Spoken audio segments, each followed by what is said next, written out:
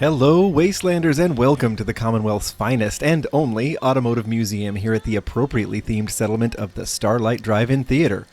I have been sharing my passion for Fallout with all of you in video after video, and your support has been wonderful. And today, I'm ready to share a little bit about myself. My dad was a mechanic, and as a child, I became fascinated by cars, soaking up everything he could tell me. As I got older, Car Guy became a part of who I was, and turning wrenches with my dad became an important connection between us.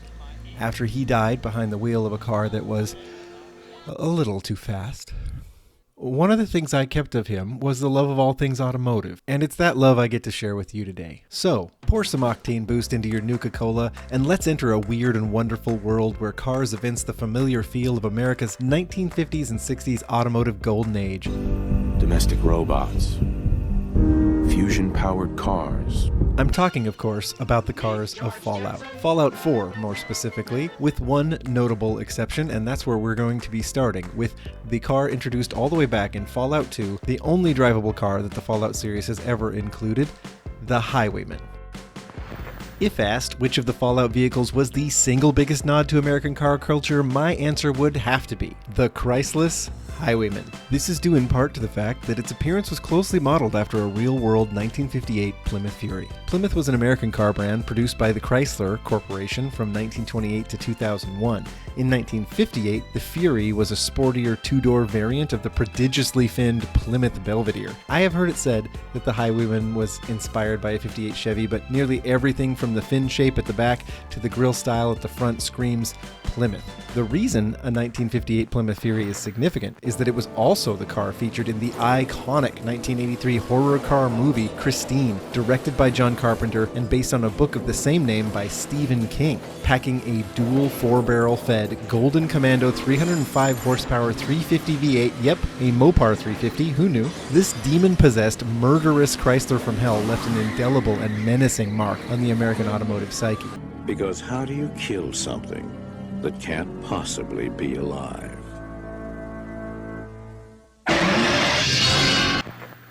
And the Highwayman effectively capitalizes on the residual intimidation still felt in regards to the 58 Fury Christine, but takes it further by giving it the Mad Max treatment. If you don't get Mad Max references, you have some post-apocalyptic car movie catching up to do.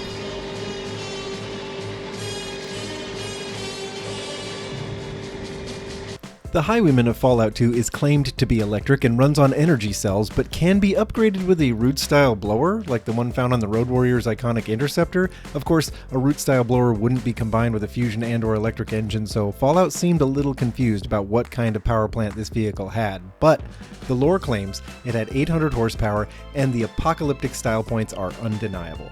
Traces of the car do actually appear in Fallout 4, with cut content car models like the one Sturgis is currently restoring here at the Starlight, and homages like this Astounding Tales cover car, that admittedly also looks a little like an AMC Ambassador. Moving on to the Fallout 4 vehicles we came here to talk about, let's begin with the humble Vault-Tec van, one of the first vehicles we see featured in the intro to the game. It's simple but really beautifully styled. Some have compared it to the popular and unforgettable Volkswagen microbus. And I can see where they're coming from. Some have compared it to the truly micro Morris J250 van, and I see that too. Some have compared it to the GMC Le Universal concept, but that's really more from the rear, and I didn't have a great shot of that. But I don't think we have to go so far from good old American production vans to find its inspiration, because it has always seemed reminiscent of the mid-60s Dodge A100. Frowning trout grille, the wide-spaced round headlights, and relatively simple styling at the rear all align. The A100 was typically equipped with the venerable Slant 6 powertrain and, like the Vault-Tec van, was most commonly a light-duty commercial vehicle, often delivered with a blue and white paint scheme. While we're on the subject of the van, this seems like a good opportunity to point out something gratifyingly consistent about the fusion-powered cars of Fallout 4. The fueling ports, which we can see here on the nose of this van, all look similar, and seem as though they could be serviced by those nozzles we see at Red Rocket stations all over the Commonwealth. You'll see similar filling caps on all the Fusion cars here. Incidentally, the Red Rocket station was almost my choice of venue for this video, but I wanted more real estate, and every model of car is present in distressed form at the Starlight Drive-In. For our next vehicle, we're going to move on to another workhorse. We have here the Picker Up. As its advertising poster there in the background says, "Ain't no load she can't haul." The Picker Up is modeled unmistakably on the 1956 Ford F1 pickups. The picker-up can be found everywhere in the Commonwealth. One of the differences between the picker-up and the real-world trucks is that it is a one-seater. I guess it's made for working, not socializing. I think they made that tiny cab so that it wouldn't look just like a carbon copy of the Ford. The picker-up and Vault-Tec van would likely have their Fusion engines up front where their filler caps are, because as you will see, Fusion cars with their engines in the back all have their filler caps at the rear. Well, that's my theory anyway, so let's just go with it. Okay, we like what you say.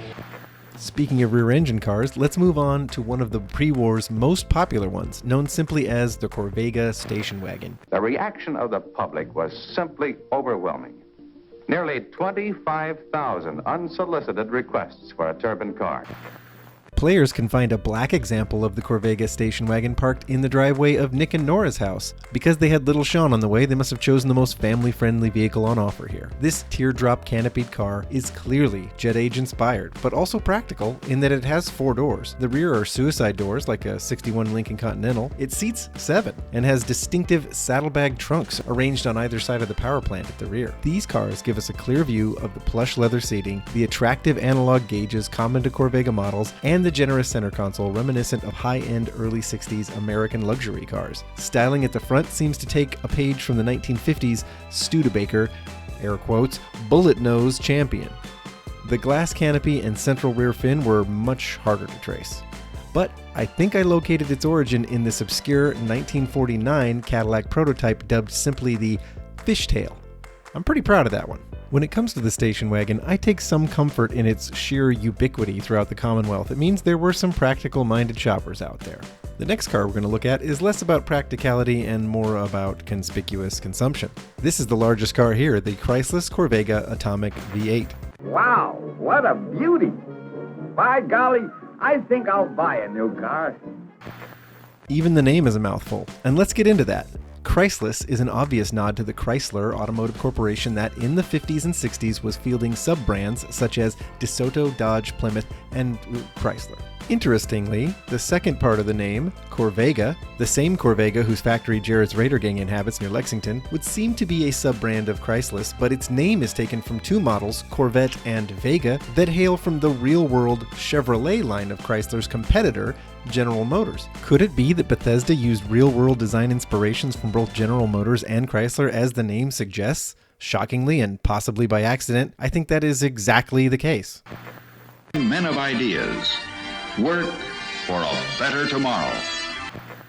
From the front, we can trace its origins to something like the 1957 Chrysler 300C, a luxurious brute of a car with 380 horsepower coming from its twin 4-barrel carbureted 392 Hemi V8. They are sometimes attributed with igniting the muscle wars between the big 3 American corporations Ford, Chrysler, and GM. At the back, the Chrysler certainly has fins, but to find the Atomic V8's real twin at the tail, it would seem we have to go to the GM stable and look at the 1951 Buick XP 300 concept car. From the back, it is a strong match. Similar taillight treatments and long slanting rear deck. Interestingly, that long deck on the XP 300 has the same highly unconventional saddlebag trunk arrangement that we have seen Corvega use on its station wagon model. The XP 300 concept also sports a wide center console like the Corvega vehicles, and like the 300C was breathing fire, with 335 aluminum constructed hemispherical combustion chambered alcohol injected horsepower from just 225 cubic inches in 1951. The reason the impressive horsepower numbers of these real world cars are relevant is that they are cool, but also because the Chrysler Corvega Atomic V8 is touted in the Corvega advertising as a luxurious but powerful vehicle. That formula of supersized luxury motoring with a psychotic surplus of power is precisely what the real-world production car inspiration for the Atomic V8, the 300C, was built on. The last of the large cars seen commonly in Fallout 4 that we are going to cover is one I couldn't find a pre-war example of, the Chrysler Corvega Blitz. This stylish grand touring coupe with a forward-leaning rake could be compared to a number of early 1960s vehicles like the iconic Buick Riviera. And it has a decidedly Cadillac chevron on the hood. But for the real story, we'll need to take a look at a couple of obscure cars. First up, have a look at the 1963 car of the future, the visionary Chrysler Turbine. Powered by a revolutionary turbine power plant that eventually led to the design found in today's M1 Abrams tank, the Chrysler Turbine channels the jet age. No wonder that amid such promise of adventure, The rising generation should crane its neck skyward to the streaking silver that bespeaks tomorrow. And it has some angles that would remind you of the Blitz. It also seems to resemble a car found in Fallout 2, decorating the walls of a junkyard. Rad King, who I borrowed this image from, rightly pointed out in his video that that car looks like the 1964 Ford Thunderbird. But the 1963 Chrysler Turbine and the 64 Thunderbird have a family resemblance because they were penned by the same designer, so I guess I made my point. Whatever that was. Our Starlight Car Museum has a pre-war poster on display featuring a stylistic illustration of the Blitz. If we look close, that poster was clearly inspired by this 1959 poster of the Cadillac Cyclone. And the gull wing doors combined with the rake stance also echoes the superb 1954 Mercedes 300 SL Gullwing, a car featuring dual overhead cams and fuel injection long before they were common. But the car I believe must have been the strongest influence on the Blitz look was the Ghia-designed 1954 DeSoto Adventurer 2 concept. The DeSoto Adventurer 2 had an Italian-designed body and a 276 cubic inch first-generation Hemi, making it a wonderful combination of beauty and brawn. Sticking with the more pedestrian vehicles for now, we'll move on to the economy cars of the day. Interestingly, despite the conspicuous consumption of models like the Atomic V8, Liquid fuel. Watch that gallon go. Fallout's resource-starved pre-war world was facing inflation and an energy crisis, not unlike the one that faced real-world America at the end of the 1960s. The oil-producing countries of the Arab world decided to use their oil as a political weapon. They will reduce oil production by 5% a month until the Israelis withdraw from occupied territories. If the Arab countries keep that pledge, it would reduce their production by almost 50% in 1 year. Conditions like those have always produced innovative economy cars. The Commonwealth is no different, with several economical choices on offer. We'll begin with the quirky three-wheeled Fusion Flea. A diminutive and minimalist three-wheeled single-seater, the Fusion Flea would appear to have been the most economical vehicle option in the Commonwealth, but it's rare to spot in the game. And the Fusion Flea is closely based on a real-world counterpart called the Messerschmitt KR200, first released in 1958 from a resource-poor post-war German economy, made by the former German aeronautics firm responsible for some of the more feared aircraft in the Luftwaffe. It had many aviation touches, like yoke steering, tandem seating, and a bubble canopy providing ingress and egress.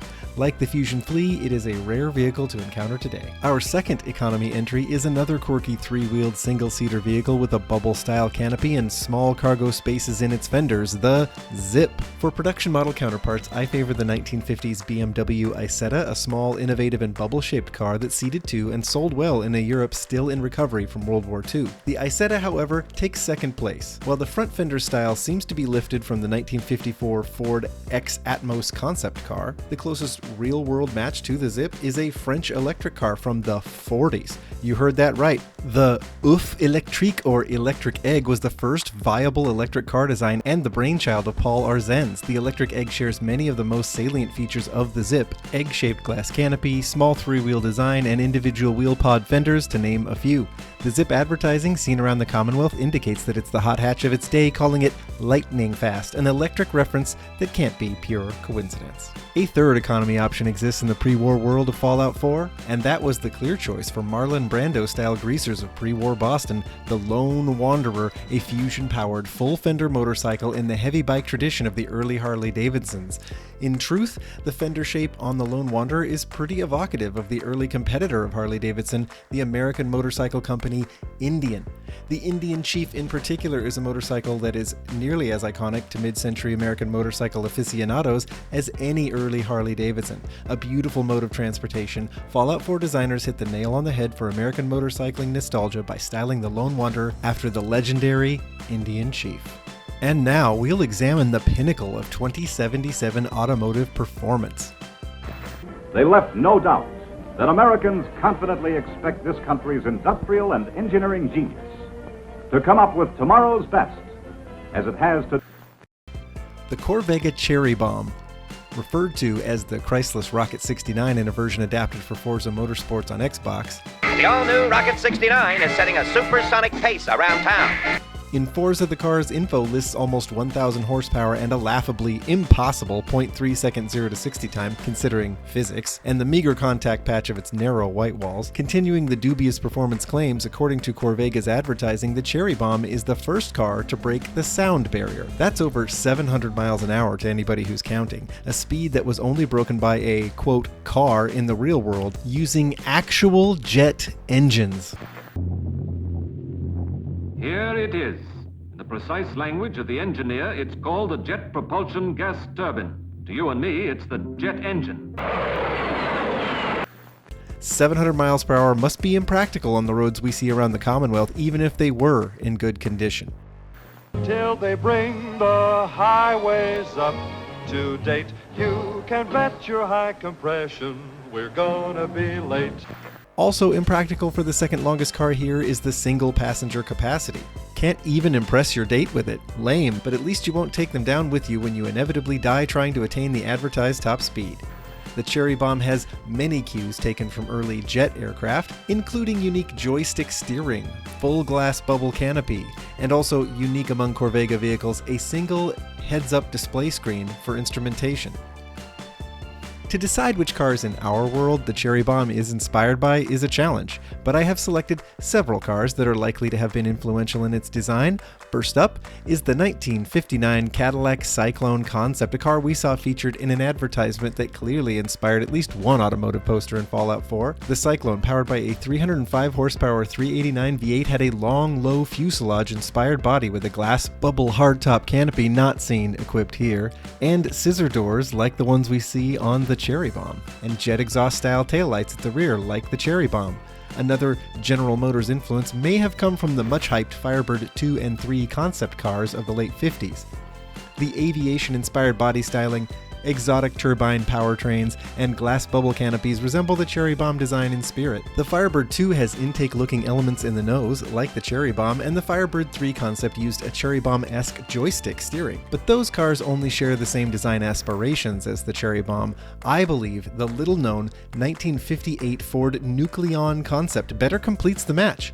The Nucleon, seen here from the rear, was never a working vehicle, but its unusual wheelbase and proportions, as well as its long back deck and low-finned twin fuselage tail, strongly resemble the Corvega Cherry Bomb. If the Nucleon had a glass bubble top and the nose intakes from Firebird 2, we would essentially be looking at Fallout 4's Cherry Bomb. An interesting note is that the Cherry Bomb, being the supercar of its day, would have been prohibitively expensive, but their remains are fairly common in Fallout 4, and there is even one parked in the unremarkable suburban middle-class neighborhood of Sanctuary. Now we have come to some of the outliers in the vehicles of Fallout 4.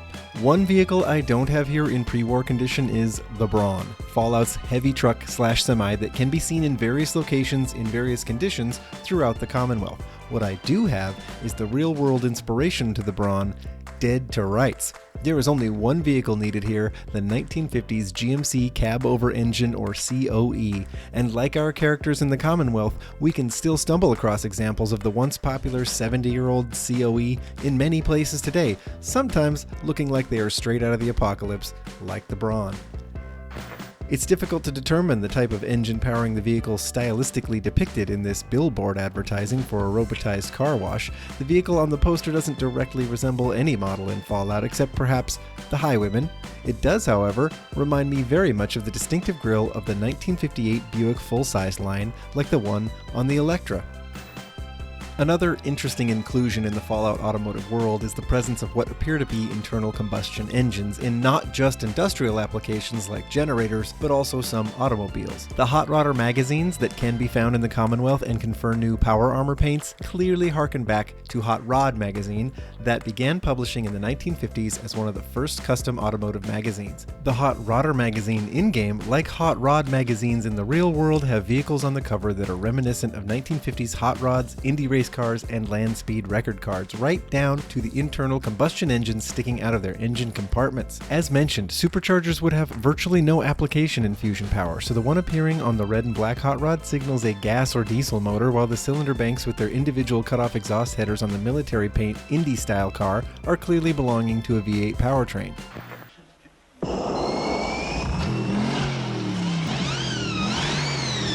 The lore of the series says that fusion power only came into vogue in response to the oil shortages resulting from the war with China. Looking at the Red Rocket posters, we can see that they do advertise gasoline, diesel, and fusion cells. Presumably some older models and possibly some classes of race car are out there in the Fallout world with the fossil fuel combustion engines that are familiar to us today. Not to say that only combustion engines were souped up. The cover of one Hot Rodder magazine mentions performance modifications for your fusion reactors, signaling that there was a custom car culture in the pre-war Fallout world that resembles the hot rodding movement that was taking our America by storm in the 1950s. And with that, our tour of the cars of Fallout plus the Highwayman is complete. Maybe I need a separate channel for car content because it was challenging not to go into detail about the real-world cars on this list, but I enjoyed finally scratching the itch to discuss the cars of Fallout 4 with all of you. I also want to thank you for letting me get just a little bit personal in this video. I think my dad would be proud, and I couldn't ask for a better community of viewers to share myself with. On another note, I can only focus on so much content at a time, but if you like this kind of video, I definitely have ideas, so please share your thoughts in the comments below. If you're still with me, thank you so much for helping support the channel. I put a lot into the videos I make for you, and your likes, comments, subscriptions, and suggestions really help me grow our Game Plan family. The channel is now offering memberships for anyone who wants to help me take the Game Plan to the next level. In the meantime, I'll be hard at work to bring you more of what you want. Later, Raiders, I'll see you in the next one.